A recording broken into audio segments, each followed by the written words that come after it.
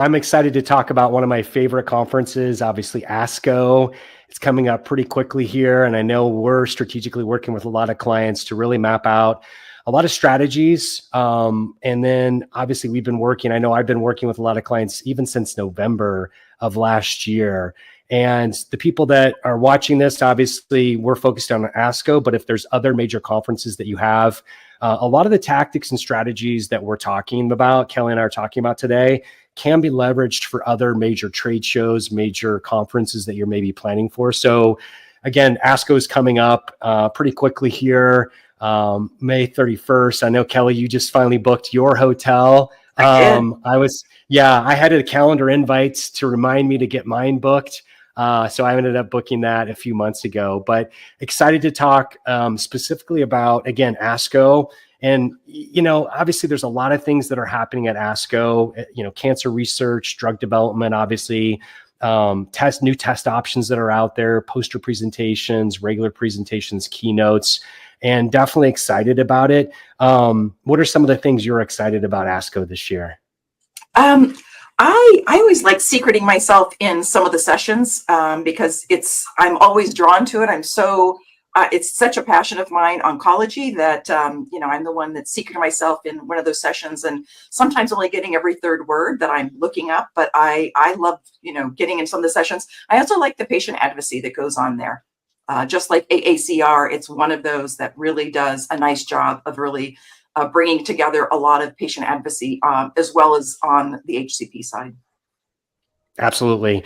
And, today we're going to get into a lot of different digital and video strategies and tactics that we've been leveraging for clients, obviously at ASCO and other major conferences. And the great thing about ASCO, specifically for our video team, we're an approved vendor of McCormick Place. It's kind of our second home. So our video crews there in and out, not only for ASCO, but some other major trade shows and conferences. So I know we've got the green, I think it is, or I can't remember what color it is, but we've got the green badge that we can get through McCormick Place, which is great. So I know people are joining right now. Kelly, you've got looks like 13 people or so on, more people are joining. I thought it might be helpful just to go through real quick a little bit more about our background here at DigiVid Bio. Yeah, great. So just a little background. So we're a digital marketing agency, but we're exclusively focused on the healthcare, life science, and med tech area. And over the years, one of the things that we've really honed in is really how to maximize your conference presence. Not all conferences are alike. Sometimes you have the ASCOs of the world, the Super Bowl of oncology, as we like to refer to it. But many times you'll have these conferences where you just have important data being released, or maybe it's a new product launch. So we've really, over the years, come up with great strategies and tactics to really help you stand out and elevate, and also really help you amplify what you're doing. And, one of the things we understand is post-conference is king. Many times it's not just about being there, but how can you maximize your badge scans? How can you maximize your presence there to be able to really have an impact and close new prospects? And, and I think... Go ahead.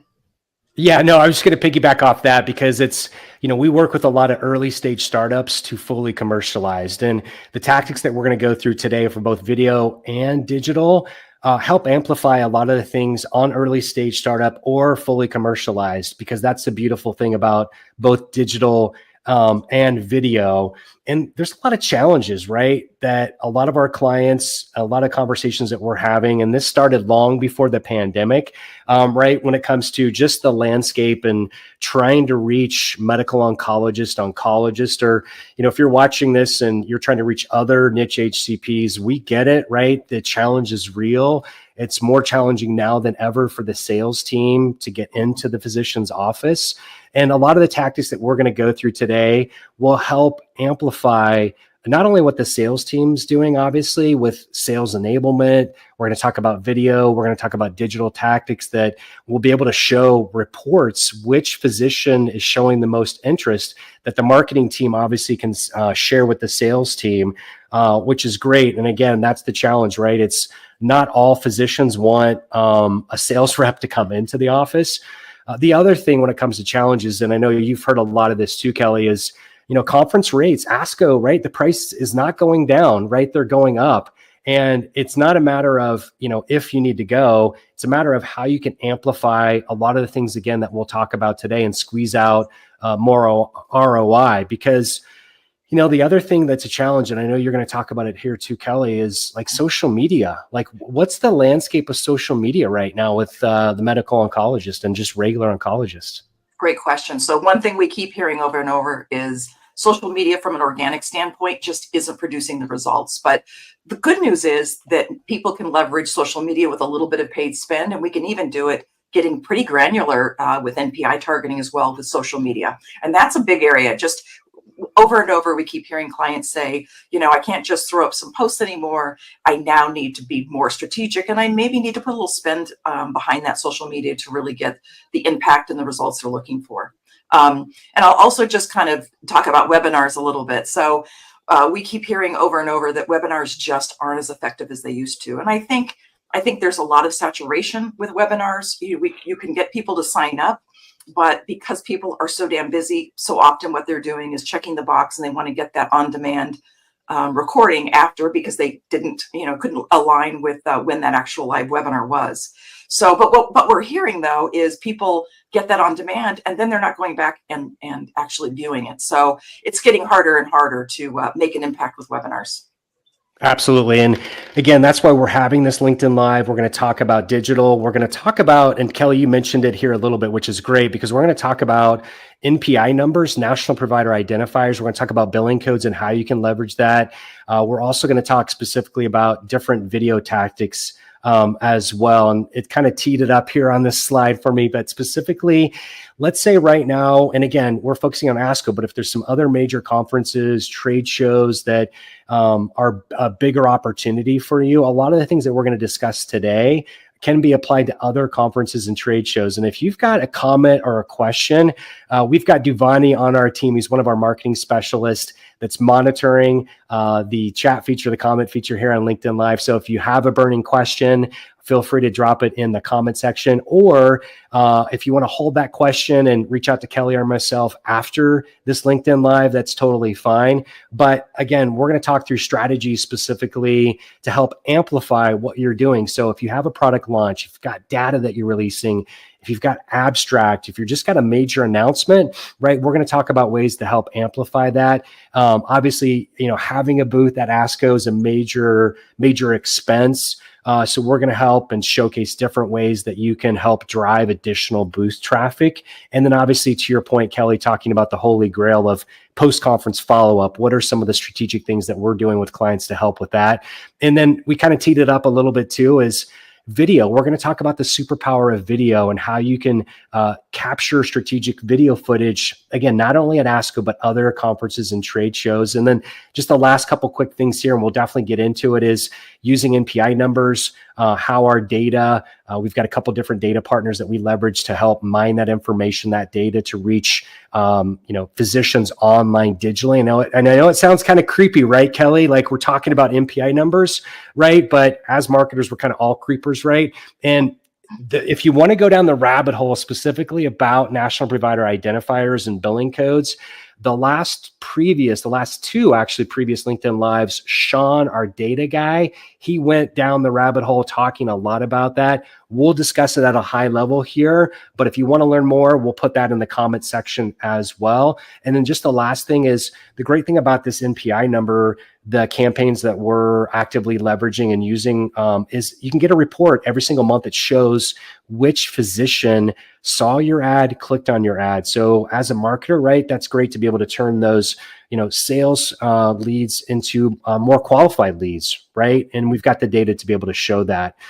So Kelly, what are we going to talk about here when it comes to advanced targeting? Obviously, the people that are watching this right now, maybe like really in planning mode for ASCO right now, are just the final steps. We know it's obviously happening here in the next couple months, but what's this first, and I'm going to tee it up here, but what's the first tactic digitally that we're going to talk about?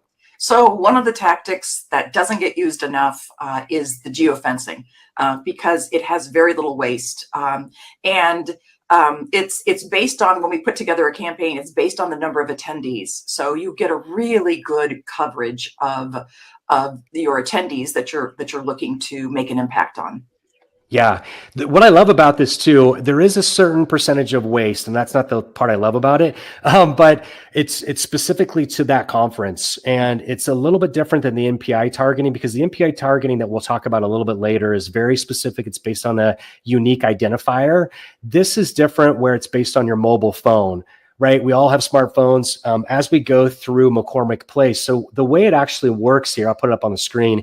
So it's a digital geofence. So we put it around McCormick Place. We can also put it around all the headquarters, all the hotels, right? The headquarter hotels in Chicago. And I know there's a bunch of them. We can do them at main hotels. We can do them at other hotels too, but we really want to focus as much as possible on McCormick Place. So the way it works, if you're not familiar with it, as your mobile phone, it's based on location. So most people, I don't know what the percentage is, it's really high. It's like 98, 99% have their location-based services available, because you're checking your weather, right? You're checking, you might be getting an Uber, you might be getting a Lyft, right? So all those are available. So we're able to target within 10 feet if you're at the McCormick Place or not, which is great. So what we're doing during the conference is really reinforcing the things that you might already be doing. Again, this is the amplification strategy. It's a way to stand out. So if you have poster presentations, if you've got data, if you've got a product theater, right, you want to stand out. And we'll talk specifically how it works a little bit more, but this is the strategy behind it is you're trying to derive more booth traffic. And then this is the great thing about it that I mentioned earlier. This is what I love about the geofencing is there's so much going on during ASCO. I mean, there's 30,000 people, right? People have breakfasts, lunches, and dinners, and obviously going to different booths and different meetings. What I love about this is the post-conference tactic. So 30 days after ASCO, again, we've got the mobile phone IDs. We know who was there. We can serve a different ad to them post ASCO, right? Post conference, 30 days afterwards. So it's a great way to stand out, and you get that frequency, right? Because we're driving the traffic. Let's say if you have a major announcement, or even you have a press release after ASCO that you announced, right? It's a great way to stand out 30 days afterwards. What are your thoughts on that 30-day post-conference follow-up, Kelly? Oh, that's the magic of the geofencing, in my opinion. The post 30-day retargeting is really where I think the rubber hits the road. It is quite impactful, and it really helps you stand out. Think about when you finish, when you go home after a conference and you start getting all of these emails in your inbox. This is a really great way to really stand out. Right. And at a high level, basically it's going through, and a lot of times we get these questions, Kelly, is, well, how does it, like, what websites is it on? Like, how does it kind of work? And it's kind of, think of it as your normal media consumption. So sports, news, weather, finance. And Kelly, I know you travel a lot. You're on a lot of travel sites, right? So as a medical oncologist or an oncologist, right, they're going to a lot of these different sites too during the actual conference, right?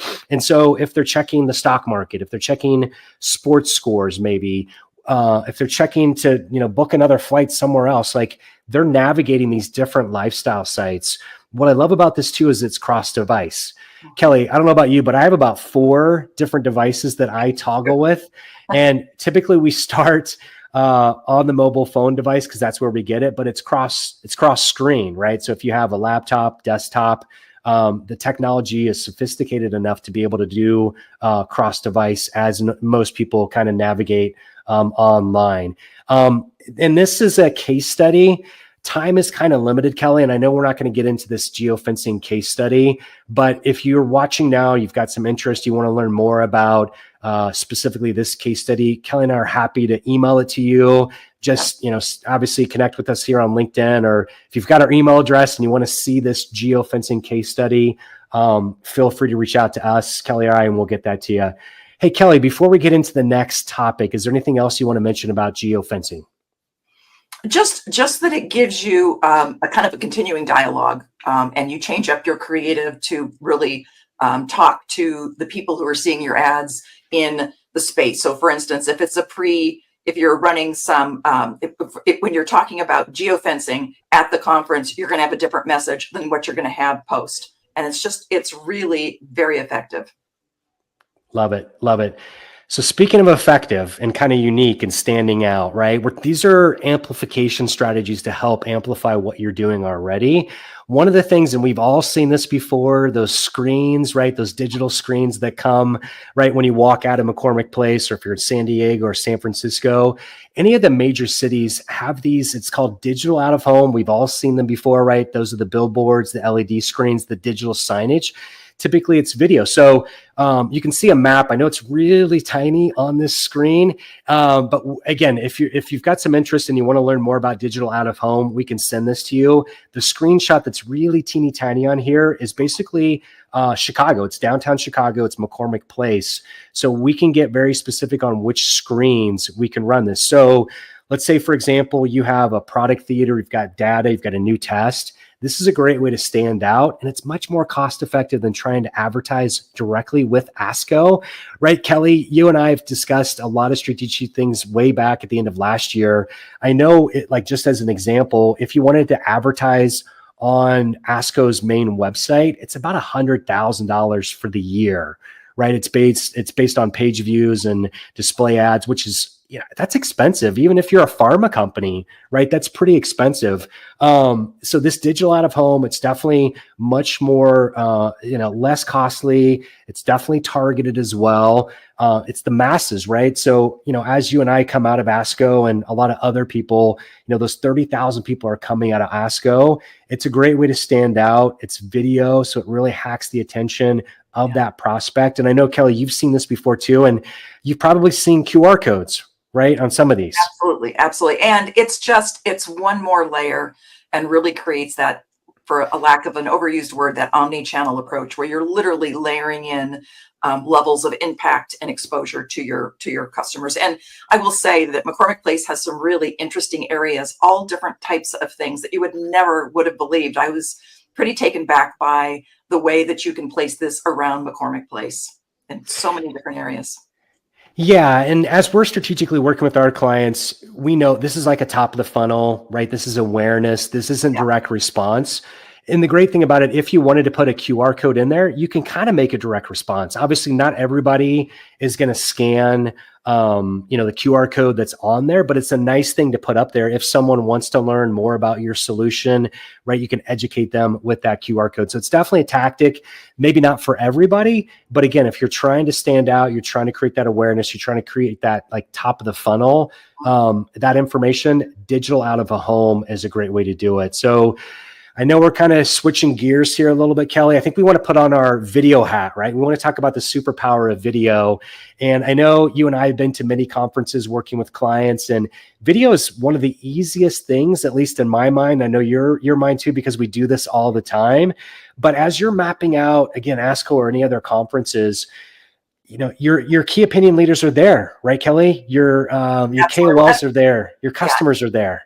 And I will say, this is probably the one thing that most companies overlook is when you have a major conference. If you have a conference where you have a lot of company leadership, you've got KOLs, you potentially even have customers there. This is a really, really cost-effective way to be able to generate a lot of content that can also be utilized for post-conference follow-up, but just good, if you can capture some customer testimonials, there's lots of different ways to do that.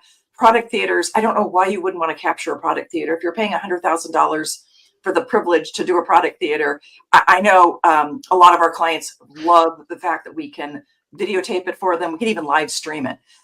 So when you're putting already that type of money in something to like a product theater, it's a no-brainer to be able to go and then make sure you're capturing it and putting it into a nice video that you can then leverage for the rest of the year. Yeah, agreed. 1,000%.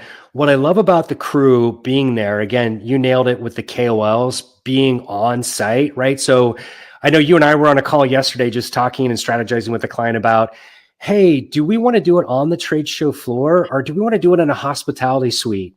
Hey, what's your preference, Kelly? They serve two different purposes in that if you're on the exhibitor floor, you're obviously creating buzz. But one of the really nice things about the hospitality suite is that one allows a nice, quiet, nice background. We usually are able to rearrange things in the room to really make it wonderful.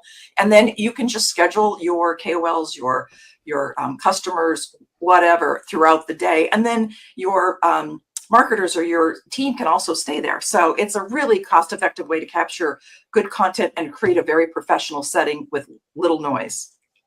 Yeah, I mean, you nailed it. I think at the end of the day, it doesn't really matter to us. Each client's a little bit different in how they want the style of that video. So there's definitely pros and cons to either a hospitality suite or being on the conference and trade show floor. At the end of the day, I don't think it really matters to us, but I think really the takeaway here is they're all there, right? Your key opinion leaders, subject matter experts, your leadership team, typically they're all going there. So why wouldn't you, right, capture that strategic video footage versus trying to send our crew to like 5 different customers, right? The travel costs would just be astronomical. So definitely in ASCO, and obviously we're at a lot of the other major trade shows. I put a few of the logos AACR will be at, SABCS, AUA. So just to name a few about the other conferences, but, and I'm going to send it. Oh, well, like at least if there's some interest and you want to look at different examples. So if you want to look at hospitality suite video example, if you want to look at an in booth on the trade show floor, Kelly and I are happy to send those to you. I know we want to keep this concise as possible for today's LinkedIn Live. So if you want to look at different video examples, I know, feel free to reach out to Kelly or myself. We definitely have a few different ways to do it. And one of the advantages that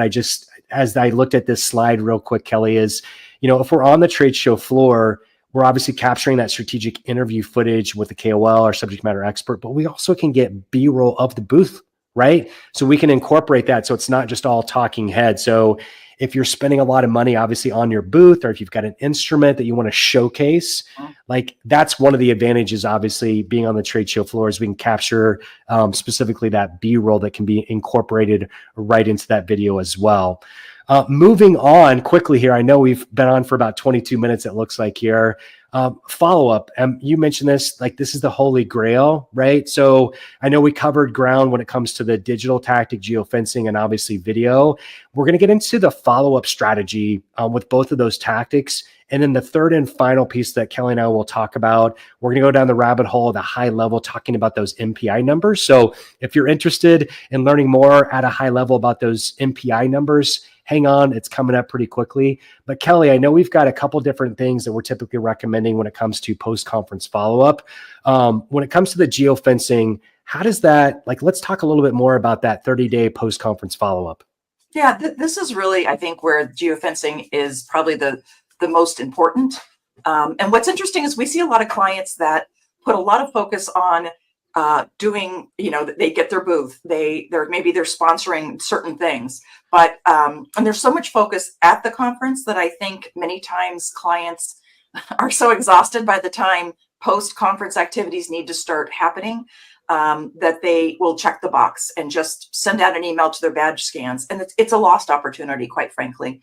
One of the great things about the geofencing is the fact that you can, and the HCP one-to-one NPI targeting, is you can do a post follow-up. And what this really does is it allows our clients to kind of continue to have a dialogue. So you have certain messaging for your geofencing during the conference, but then that post-conference, it's just a really important way. And what's nice is you can actually create a bit of a lead list. And I'll let Jason go into a little more thing, but I think that's really what is one of the things that I think is really very important about geofencing. And also, and again, this is the amplification strategy, Kelly. As we were mentioning, like clients are going to do a lot of different tactics afterwards. They're having great conversations inside the booth. So they're going to do their normal like email nurture, right sequence to your point, as you mentioned. But the geofencing is just another omni-channel approach, right? We know as marketers, it's not like a one size fits all where it's like, hey, I'm going to send this email and it's going to get read, right? And it's going to convert, right? You need to hit them up, especially if you have a new solution. Let's say this is the first time you're going to ASCO and nobody's heard about your test, nobody's seen your data, right? This is a great way to kind of stand out. But then post-conference follow-up, as we were kind of discussing, because it's got that retargeting mix in there. And, I was at a conference just a couple of weeks ago. They had a lot of brochures. A lot of people are still printing brochures, which is totally fine. I'm seeing a lot of QR codes and booths, but I was in the back of this conference and I saw several people. There was like, for whatever reason, I was just getting some work done. And there was like a dumpster in the back of the conference and they had their bags and they were just dumping their brochures in this dumpster because they just wanted the bag for whatever reason. And, this is a digital way to kind of stand out versus the brochure. Most people, unfortunately, are just really just basically saying, hey, it's great to get this brochure, but I'm probably not going to read it. So the other thing we want to talk about specifically is the video components, right? So if we are capturing your product theater, if we're capturing KOLs, subject matter experts, right, you want to create that on-demand version afterwards. And a lot of times we're getting this turned around really quickly. So if you have major announcements, if you have a solution that you just mentioned and talked about at ASCO, typically we can turn it around pretty quickly, right, to create that on demand. Because not everybody, obviously we know ASCO is well attended. There's like 30,000 people, but not everybody goes, not your whole audience. So strategically using these videos by creating on-demand version afterwards, it's a great traffic driver. So let's say, for example, you have that email nurture sequence that you're setting up, and maybe you aren't thinking about how to incorporate video. This would be a great way to do that, to drive them, again, to your product theater that you spent $100,000 on. Or if you didn't do a product theater and you're just capturing customer sound bites or testimonials, right? That's a great way to drive that traffic too. Absolutely. All right, let's get nerdy, Kelly. Let's talk a little bit about some data. And if you haven't watched the previous 2 LinkedIn Lives, shame on you. No, I'm just kidding. We're going to include those in the comment section of this LinkedIn, in this post. So you can definitely go down the rabbit hole, learn more about it. Sean, our data guru, is going to go into that. Again, there's the previous 2 LinkedIn Lives that we talked about. I'm going to get into it, and Kelly and I are going to talk at a high level for these MPI numbers and how we can use this data specifically. And, this may sound kind of creepy, right? But as marketers, we're all kind of creepers, as I mentioned earlier. So let's say, for example, you are trying to reach those medical oncologists or oncologists maybe before ASCO, or, I know we're strategically working with clients to do this post-conference, right? So let's say you did have a major announcement or you did have some data. This actually could tie into post-conference follow-up too, this NPI numbers. And we're also using billing codes, CPT codes, ICD-10 codes. So we're using this data. It's kind of similar to the geofencing, Kelly, as we talked about, but it's more precise, it's more accurate because we're only targeting specifically those NPI numbers. And most people may know this already, but all physicians, all HCPs must have and use for financial admin. It's required by HIPAA, actually. And you could download this database. Anybody can go download this database, but where we're bridging the gap with our clients is using that data digitally. So as these physicians go online to, again, media sites, so think of it as your normal media consumption, sports, news, weather, finance, travel. So like Fortune, New York Times, Yahoo, AOL, Spotify, really any of those sites, because years ago, Kelly, I'm going to date ourselves here, but I won't say the date. So, but many years ago, when we were doing display ads and buying for clients and working with our website companies and stuff, it was just you bought individual websites, right? And then you didn't know the audience. You kind of guessed the audience, maybe weren't for sure. And then it got a little bit better where they started aggregating websites together. And now they took it like next level, right? All of a sudden now you can get that first party data and really target and be 100% precise. So to the point of this, if that MPI number isn't included in the mix of us, right? We're not going to serve an ad to them. Yeah. What's really interesting, and you kind of touched on the fact that back in the good old days, you would literally put together a digital campaign that would be based on a bunch of sites, almost like a radio buy, a TV buy. But today, now we're targeting down to the audience level, and it's usually done through layers. So it has come so far, and I'm embarrassed to say I was one of those people selling digital advertising based on site. So it looked more like a TV or a radio campaign versus being able to now really go in with niche ways and layering. So you're layering in billing codes, you're layering in and really, really honing in on them in a way that was never possible even 5 years ago. Yeah, and it's using the power of data. And like I said, we're not going to get a very specific, obviously we're talking about this at a high level, but if you wanted to go back, listen to Sean, he'll go much more detailed about the MPI targeting and how it works. But again, any physician, I just put up here on the screen just so people can kind of see, this is a very small sampling. Let's see, we put up here oncologists and specialties. So as we're mentioning about ASCO, obviously medical oncologists. So right now the database is about just under 5,000.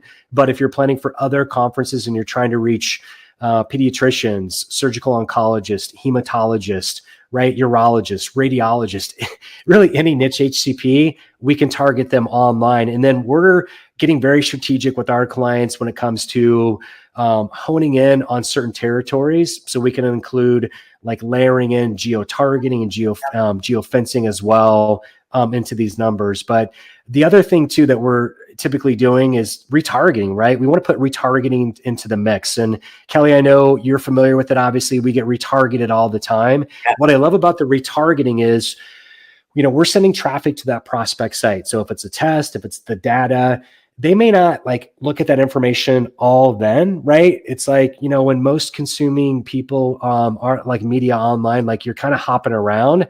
The great thing about retargeting is the frequency. So you're re-engaging them. Not everybody's going to convert, and not most people for physicians aren't converting anyways, right? They're just maybe learning about your solution.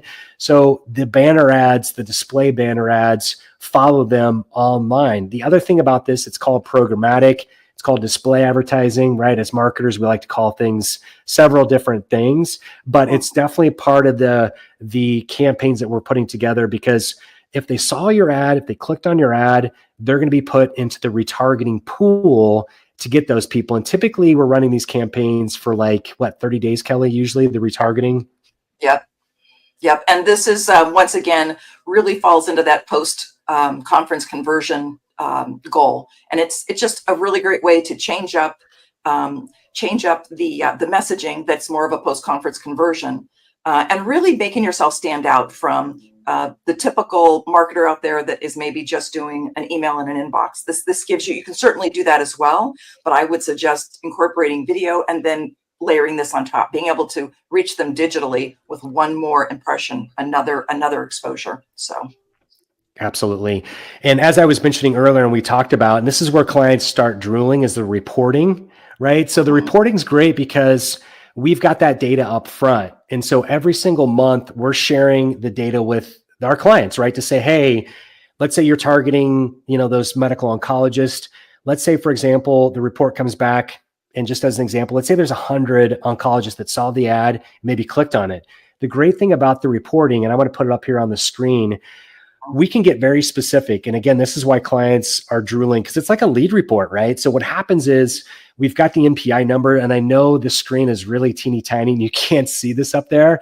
We're happy to send you an example. Feel free to reach out to Kelly or myself, but we got first name, we've got last name, we've got that MPI number, which really isn't that actionable of data, but we've got the physical address, right? And if there's a hospital affiliation, and then again, we've got the first name, last name. So what happens most of the time, our marketing contacts are sharing this with the VP of sales.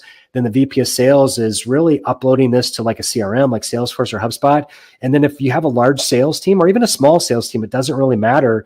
Like this report shows who saw your ad, who clicked on your ad. So as a marketer, Kelly, like who wouldn't want this, right? Absolutely. And, following back up with other tactics like email to this list is a really great way. We can go back and match to their email address. It's not a 100% match. It's only to be a percentage, but it gives you a really good warm lead list for your sales. Yeah. And I'm going to put this up on the screen. Again, I know it's pretty small. You probably can't see it.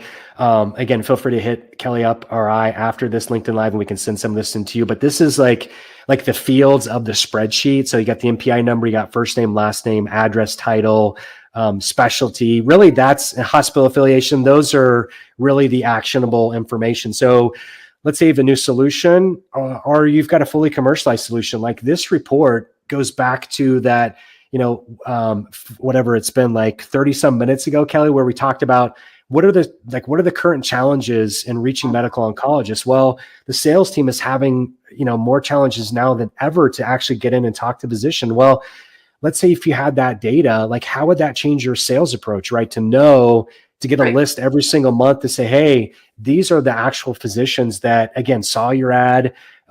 Most physicians maybe aren't filling out forms online because they're just learning about your solution, right? So it would be great for the sales team to know this information ahead of time that, hey, this list of people, they either went back to the website or they saw the ad, right? I wonder, if, as you're planning this out with our clients, like it's just such a big deal to get these reports every single month. Absolutely. Yeah, there's the report. The other great thing about the MPI targeting from a campaign level and a report level, so we're talking about like the impressions, the clicks, the click-through rate, the cost per click, obviously, that's transparent. We send that to clients every single month. We optimize based on what's driving the best. And every client's a little bit different in their KPIs. And I know Sean talked a lot about KPIs at the two previous LinkedIn Live. So if you want to learn more about the KPIs and how you can track some of this, like I just would highly recommend going back and checking that out. But when you're running these digital campaigns, like it's digital, right, Kelly? So we can get the reporting, we can show that to you every single month. And Sean and his team does amazing job to optimize these things, right? So we're looking at the creative, we're looking at like where the traffic's being driven to the landing page or website, right? Are the metrics on that landing page, are they spot on for what we're trying to do from a KPI perspective? We're looking at the cost per click. So again, that's the beautiful thing about digital, right? We can track all this. Yeah. I love the fact that you have somebody who clicks on it and then you can go back and, that's a warm lead. I would rather want to start engaging with somebody who indeed clicked on my ad because I know there's interest there. Absolutely.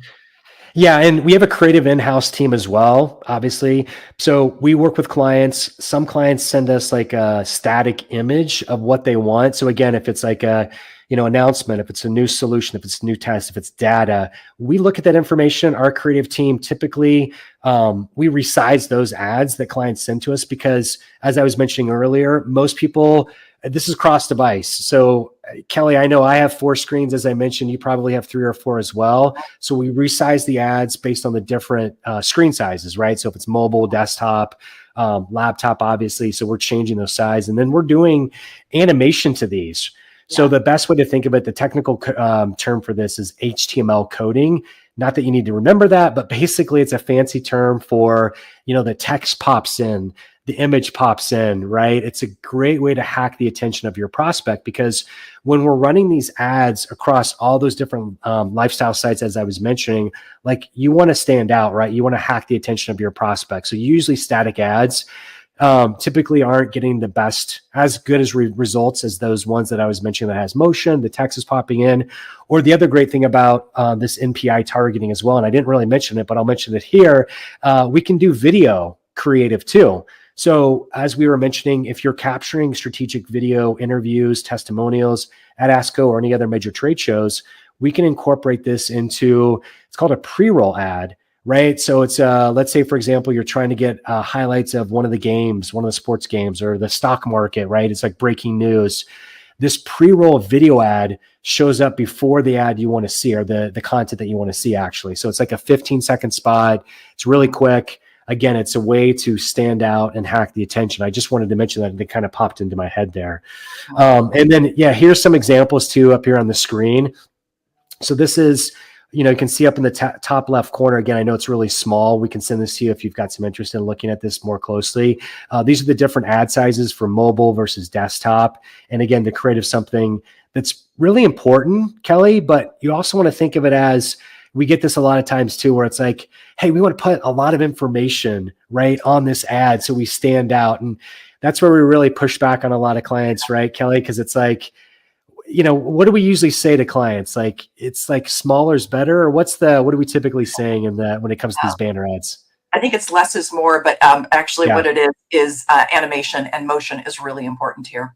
And it's better to be able to create a very strategic light text and more emotion to be able to communicate what you're trying to communicate.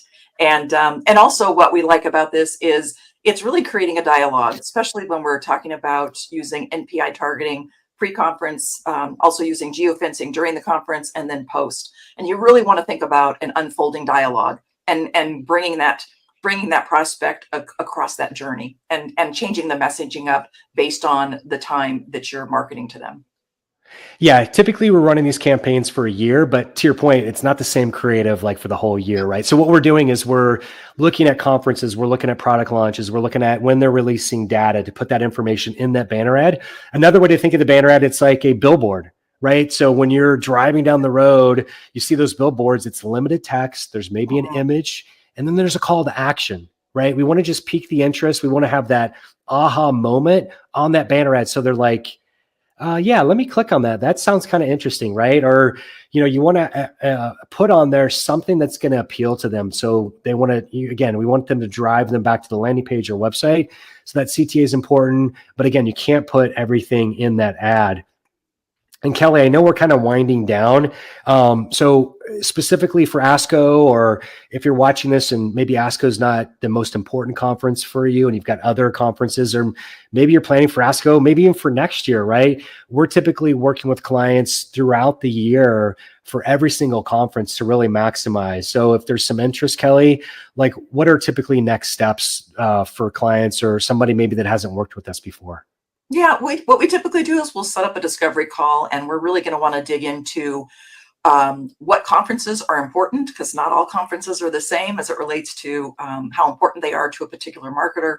And then we're going to want to dig in and know what is going on, what type of marketing have you already invested in that we can maybe go in and find those opportunities to really amplify and help really elevate you in that particular area. So once again, really understanding what are the important conferences, what do you have going on there, who's going to be attending, what type of sponsorships are you doing, and we will go back and then create a strategy or a plan. And also, we also want to talk a lot about, what your goals are post-conference. How many leads are you looking to try to convert? What does that look like? So we can kind of bring it all together in a cohesive strategy, both video and digital, aligned with your goals for that particular conference.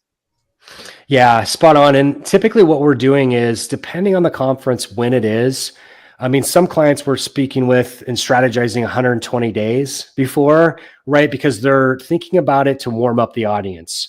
I know with ASCO fast approaching, that strategy, we don't have time for that right now. But what we're doing, the conversations that we are having is a lot of post-conference stuff. So even if you have an announcement at ASCO or any other major trade show, obviously AACR's conference that's coming up here in the next few weeks, post-conference, again, as you mentioned, Kelly, like that's the holy grail. Like, how do we influence these people either before the conference or even after the conference? So obviously geofencing is something you can't really do after the conference other than the 30-day retargeting.